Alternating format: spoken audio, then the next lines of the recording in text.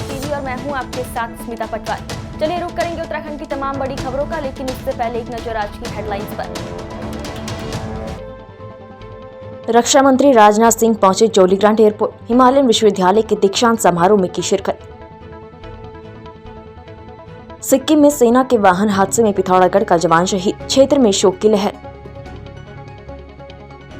Corona के नए variant को लेकर स्वास्थ्य महकमा अलर्ट, उत्तराखंड में शुरू हुआ बूस्टर डोज अभियान।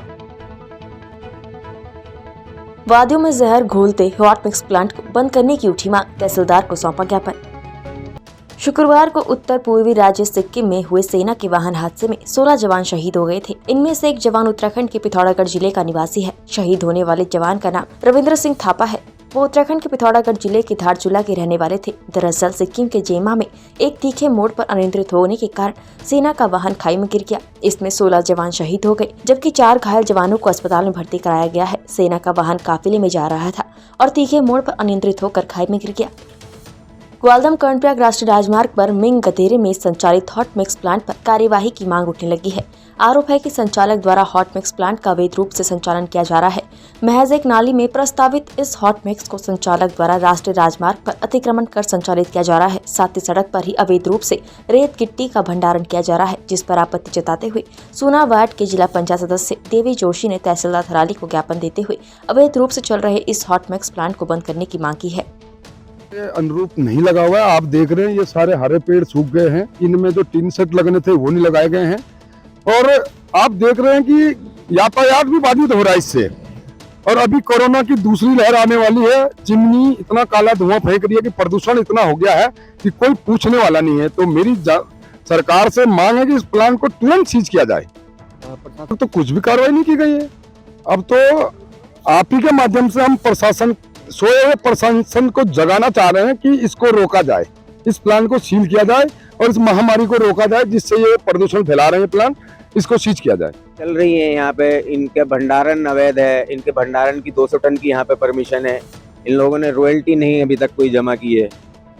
वो बहुत सारी चीजें हैं, सारी चीजें को लेकर। हॉट मिक्स का काम दिसंबर के महीने में चल सकता है, लेकिन वो मानकों के हिसाब से उसमें इगोथर्म और केमिकल वगैरह सब मिलाए जाते हैं। लेकिन यहाँ पे सब चीज ताक पे रख के की जा रही है कि यहाँ सकते हैं। कोई पॉल्यूशन यूनिट नहीं चल रही, कुछ नहीं चल रहा।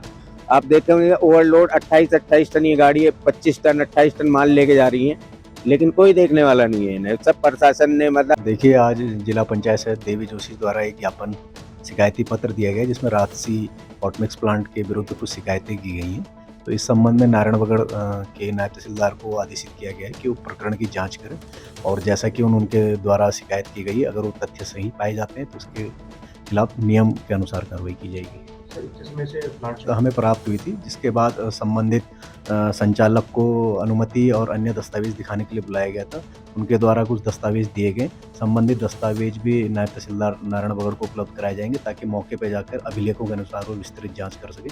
उसके बाद ही नियमानुसार कार्रवाई होगी। देखिए, अगर किसी प्रकार का कोई भंडारण निर्धारित स्थल के अन्यत्र पाया जाता है तो जो भी नियमानुसार कार्रवाई होगी वो अमल में लाई जाएगी।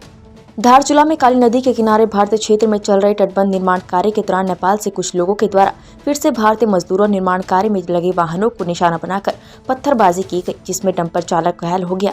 साथ ही कार्य कर रहे 2 डंपर सहित एक जेसी मशीन का शीशा भी पत्थरबाजों के द्वारा तोड़ दिया गया। दोनों देशों की सहमति के बाद काम शुरू किया गया था। अब नेपाल के द्वारा लगातार पत्थरबाजी से काम नहीं हो पा रहा है। ऐसे में कार्यदायी संस्था भी काम करने से डर रही है। नेपाल जो ये अपना इतना अभद्र व्यवहार कर रही है, भारत के धैर्य की परीक्षा ले रही है। कहीं ऐसा न हो कि इस धैर्य को खत्म होकर कहीं दोनों देशों की आम जनताओं को इसका खामियाजा भुगतना पड़े।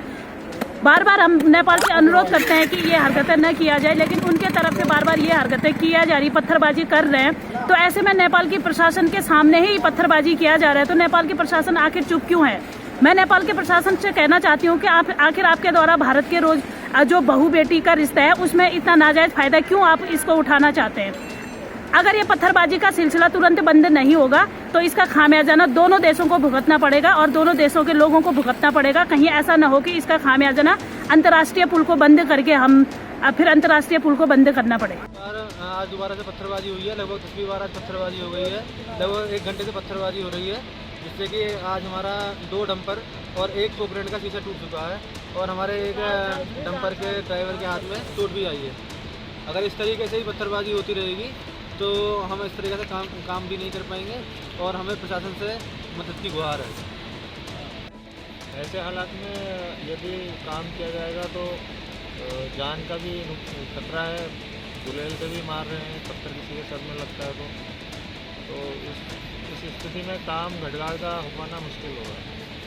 उत्तराखंड को 2025 तक नशा मुक्त बनाने का संकल्प मुख्यमंत्री पुष्कर सिंह धामी ने लिया है। सीएम धामी के संकल्प को साकार करने के लिए पुलिस द्वारा प्रदेश भर में अवैध नशे के कारोबार में लिप्त लोगों के खिलाफ कार्रवाई की जा रही है। उधम सिंह नगर के एसएसपी डॉक्टर मंजुनाथ टीसी के द्वारा जनपद को नशा मुक्त बनाने के लिए अभियान चलाकर कार्रवाई की जा रही है। जनपद के पुलभट्टा थाना क्षेत्र में खालसा ढाबा संचालक अवैध रूप से स्मैक की तस्करी कर क्षेत्र में सप्लाई कर रहा था। पुलिस ने आरोपी पर NDPS एक्ट में मामला दर्ज कर उसे जेल भेज दिया है। पुलिस ने आरोपी के ढाबे की जमीन की जांच कराई तो पता चला कि ढाबे का कुछ हिस्सा नेशनल हाईवे की जमीन पर अवैध अतिक्रमण कर बनाया गया है। पुलिस ने अतिक्रमण की जमीन पर हुए निर्माण पर बुलडोजर चलवाकर निर्माण ध्वस्त कर दिया। दिसंबर को पुलभट्टा पुलिस द्वारा खालसा ढाबा के पास भास्कर वजेठा और रवि बिष्ट नामक 2 लड़कों को लगभग 11 ग्राम अवैध स्मैक के साथ पकड़ा था, जिनसे पूछताछ में खालसा ढाबा का जो स्वामी है बलदेव सिंह उर्फ काले, उसका नाम प्रकाश में आया था और इनके खिलाफ मुकदमा पंजीकृत हुआ था। खालसा ढाबा स्वामी बलदेव सिंह फरार हो गया था। इसके खिलाफ वरिष्ठ अधिकारियों के निर्देश पर लगभग 20,000 रुपये का इनाम घोषित हुआ था और 17 दिसंबर को खालसा ढाबा स्वामी बलदेव सिंह उर्फ काले को गिरफ्तार किया गया। इसी दौरान यह ज्ञात हुआ कि जो खालसा ढाबा है उसका कुछ हिस्सा इन्होंने अतिक्रमण करके NH की जद पर बनाया है। इस पर हमारे द्वारा NH के अधिकारियों, प्रशासनिक अधिकारियों को वार्ता की गई और उनसे पत्राचार किया गया। तो उस पर फिर मौके की नापजोख की गई तो पुष्टि हुई कि उनका कुछ हिस्सा अतिक्रमण NH की ज़मीन पर बना हुआ है। आज प्रशासन द्वारा NH के अधिकारियों द्वारा पुलिस के साथ मिलकर के जो अवैध हिस्सा था उसको उठाया गया। जो भी लोग क्षेत्र में नशे का कारोबार कर रहे हैं वो लोग सतर्क हो जाएं और उनके खिलाफ इसी तरह कार्रवाई की जाएगी। जनपद चंपावत में सोशल मीडिया में वायरल हुई एक विद्यालय की वीडियो क्लिप के चलते विद्यालय की प्रधानाध्यापिका को निलंबित किया गया। वायरल हो रही वीडियो में साफ देखा जा सकता है कि विद्यालय में क्लास लगी हुई है, बच्चे पढ़ रहे हैं, लेकिन कोई भी शिक्षक उपलब्ध नहीं है। पूरा विद्यालय सिर्फ भोजन माताओं के भरोसे चल रहा है। मामला बाराकोट ब्लॉक के दुरस्त पोतड़ी ग्राम के प्राथमिक विद्यालय का बताया जा रहा है, जहाँ पढ़ने वाले नौनिहालों को पढ़ाने के लिए एक भी शिक्षक मौके पर मौजूद नहीं है। वहीं सोशल मीडिया में वीडियो वायरल होने के बाद इस बारे में पूछे जाने पर चंपावत के जिला बेसिक शिक्षा अधिकारी चंदन सिंह बिष्ट ने मीडिया को बताया कि विद्यालय में 3 शिक्षक तैनात हैं, जिनमें से 2 अवकाश पर हैं। विद्यालय की प्रधानाध्यापिका माया पुनेठा वर्तमान में विद्यालय में इकलौती शिक्षिका हैं। उनके द्वारा ही लापरवाही बरती गई है। मुझे बाराकोट से संबंधित एक वीडियो जो है मेरे पास प्राप्त हुआ मुझे, और इस संबंध में जो है मैंने जो है जानकारी प्राप्त की। तो राजकीय प्राथमिक विद्यालय बोतड़ी में वर्तमान में 3 शिक्षक कार्यरत हैं, जिसमें से एक शिक्षक जो है वो मेडिकल पर हैं, दूसरे शिक्षक विशेष अवकाश स्वीकृत कराकर जो है अवकाश पर हैं, और तीसरी शिक्षिका प्रधानाध्यापिका माया पुनेठा, जो कि 10:30 बजे तक विद्यालय में उपस्थित नहीं हुई थी। और इस प्रधानाध्यापिका को हमने जो है अगस्त माह में ये सेवानिवृत्त हो चुकी थी, किंतु इनके द्वारा सत्रांत लाभ के लिए आवेदन किया गया था।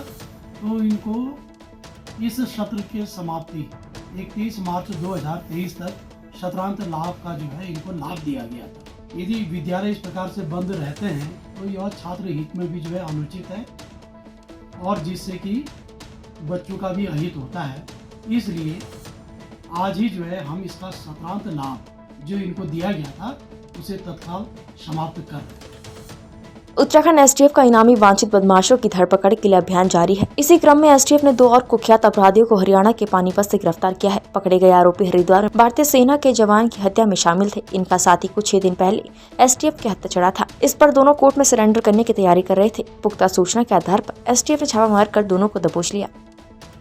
उत्तराखंड की तमाम बड़ी खबरों में फिलहाल इतना ही। बाकी खबरों के लिए देखते रहिए पहाड़ टीवी। नमस्कार।